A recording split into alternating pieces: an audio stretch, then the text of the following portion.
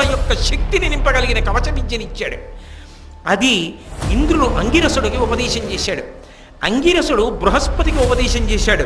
బృహస్పతి అగ్నివైశ్యుడికి ఉపదేశం చేశాడు. అగ్నివైశ్యుడు నాకు ఉపదేశం చేశాడు. నా దగ్గర ఆ శక్తి ఉంది.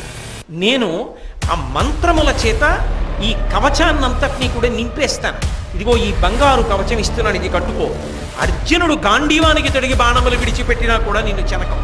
ఇప్పుడు యుద్ధం చెయ్యాలి. దుర్యోధనుడు ఆ కవచాన్ని ధరించి అర్జునుడి మీదకి యుద్ధానికి వచ్చాడు. అర్జునుడు గాంధీవానికి బాణములు సంధించి పుంఖానుపుంఖలంగా విడిచిపెడుతున్నా సరే నిరుపయోగములై పడిపోతున్నాయి. ఆశ్చర్యపోయాడు అర్జునుడు. ఏమిటి దుర్యోధనుడిని దాటలేకపోతున్నావు? ఇంత గొప్ప యుద్ధం చేసేస్తా, కావలసింది సమయం అయిపోవాలి.